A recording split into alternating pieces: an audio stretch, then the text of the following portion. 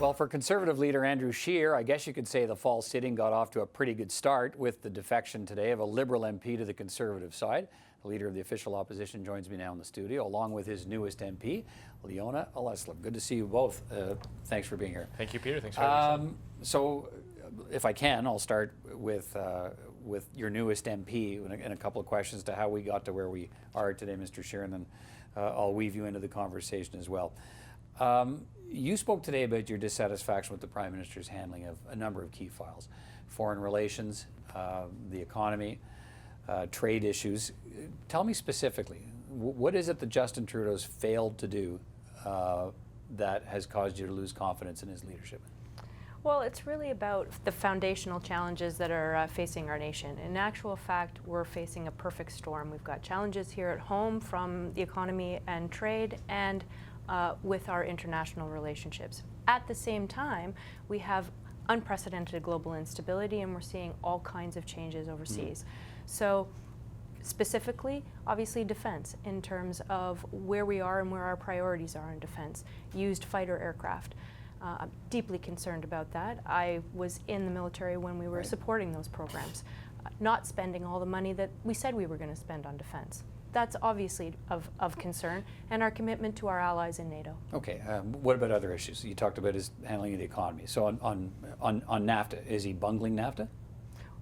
On NAFTA, of course, there are troubling reports, but we as Canadians want the best deal for Canada. Well, yeah, that's what the Prime Minister says. So what's wrong with his approach? And we're united on that, and because we want the best deal for Canada. Okay, so does all of this just come down to you didn't see eye to eye with the Prime Minister on defense spending? Oh, it's much more fundamental than that. It's a question of whether or not we're going to make those fundamental changes.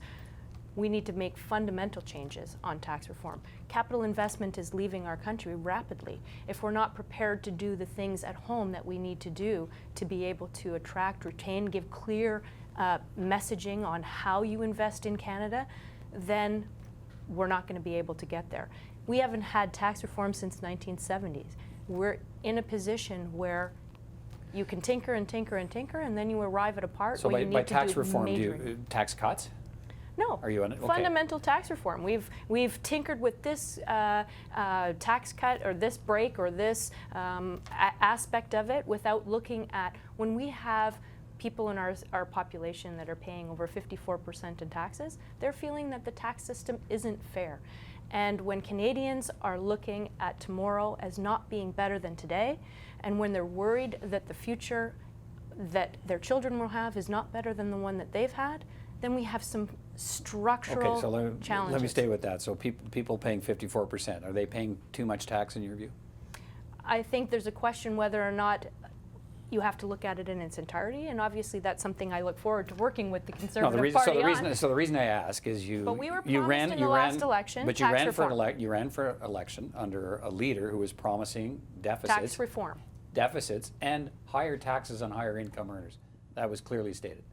Temporary deficits. Temporary, no, but he exactly. made no surprise about boosting the tax rate on higher income earners. Right, and he said that he was going to reform taxes, and he said he was going to make infrastructure investments, federal infrastructure investments. He said he was going to make comprehensive foreign policy, and he said he was going to invest in defense. Okay, and so on the foreign policy side, where has he failed to live up to your expectations? Well, it's a question of what we need to do next. A political party is made up of the people who are in it at the time and what the country needs at the time.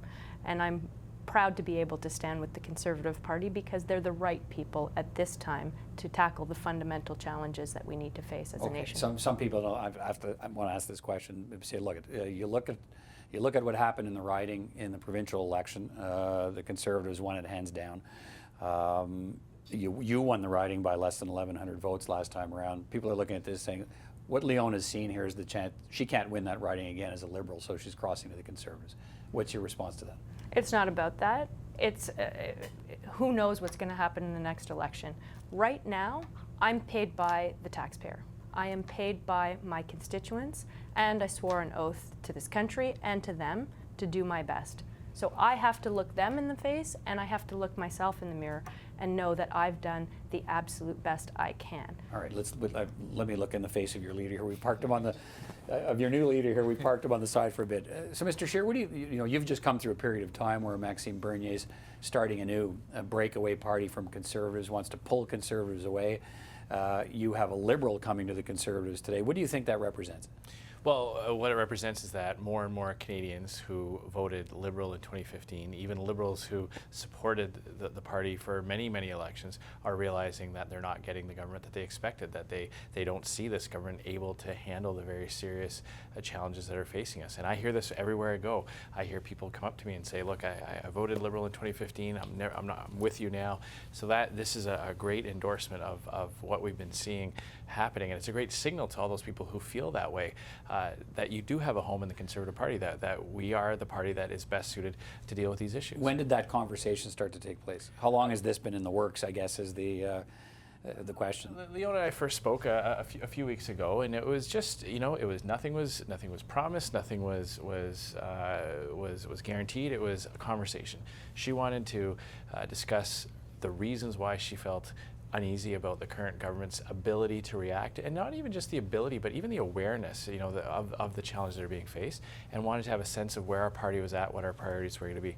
So we had a fairly fast-flowing conversation about many different policy areas, and we left it at that. I sent the signal to her that should this continue to be something she thinks about, that we would certainly welcome someone who wanted to come ahead of the battle and help us win, help us, put the final touches on our policy development, to help lend their expertise. She's got a fantastic CV and history in the armed forces and in the private sector, and so, we left it at that. So you went to Mr. Scheer with your concerns. Did you go to the Prime Minister with your concerns? I've been working within the Liberal caucus for 3 years, and my opinions on. But something as significant as a defection, you would think, okay, I'm going to go tell the Prime Minister, here's how I'm feeling. I don't find a place here, and if you can't reassure me, I'm leaving. A lot of people would say you should have done him that courtesy to say, I'm thinking of bailing here, boss, because you're not cutting it. I think that that's an interesting characterization, but in actual fact, it was what I needed to do.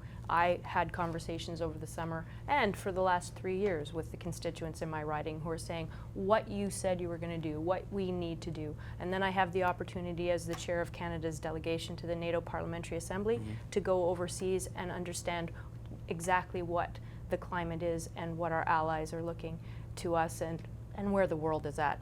And so at that point, I needed to say, how can I serve my constituents in the best way I can? And that's why I made the decision that I did. Let me finish, time's running away here, but let me finish on a couple of sort of major policy things that are coming down the pipe and get a sense of what you want to see happen.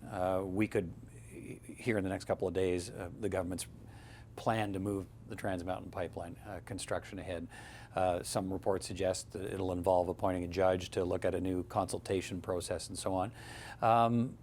But the government could have at its disposal as well, just pass a new law and make this thing move forward. Would you support that? We would support anything that got this pipeline built, and we've been calling on them to table a plan. We had questions in the House of Commons. We actually had a motion that the House of Commons debated that the Liberals voted against to do exactly that.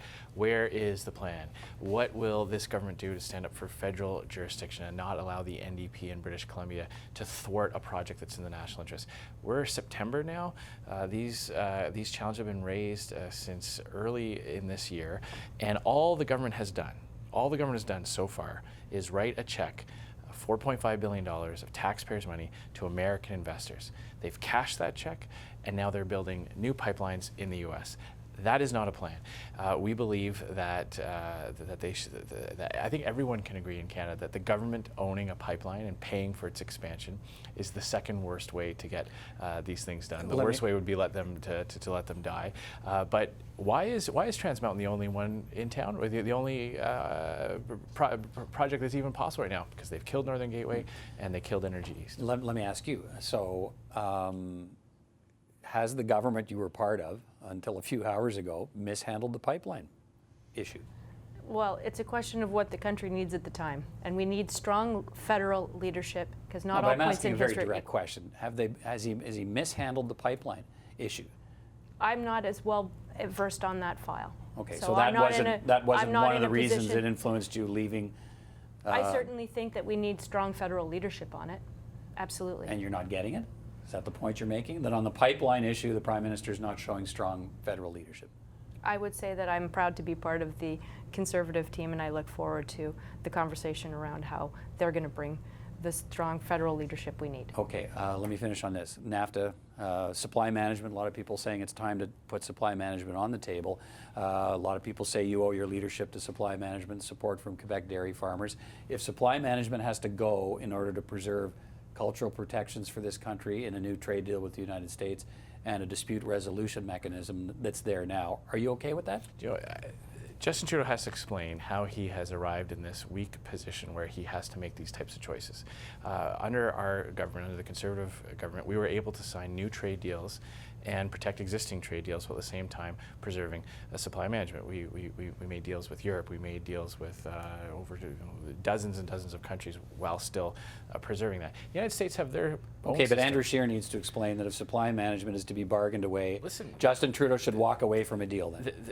Justin Trudeau should not be in the position where he has to make that choice. He should have had a stronger position. And what we've been saying to this Prime Minister for over a year now But if he's is there now, focus preserve on supply management economic at all issues. costs? Focus on economic issues, not social issues. Do what you can to make Canada's economy attractive. $80 billion plus of foreign direct investment just in the energy sector alone has left our country. That means there are fewer U.S. voices fighting for that access to Canadian markets. This is yes or no. So the Andrew Scheer position is protect supply management at all costs. The Andrew Scheer position is preserve our system while at the same time preserving market access. That's something we're able to do. And Justin Trudeau has to explain how he finds himself in the position where he has allowed Mexico to supersede Canada in that priority relationship with the United States, how he is being presented with agreements that have been come to with Mexico and the U.S. without Canada at the table, and why he finds himself in that position. If a Conservative government had been in power, obviously we would have had a focus and a priority on economic issues, not social issues. We would have done everything we could to make people in the U.S. want to do business in Canada, not pull their money out. That would have put us in a position where we wouldn't have to make that choice. Okay, time's done. Thank you both. It's good to talk to both of you on a day when you've injected some unexpected excitement into the return of the House of Commons and Parliament. So appreciate your time today. Excellent. Thank you. Thank you, Peter. Thank you. Thanks.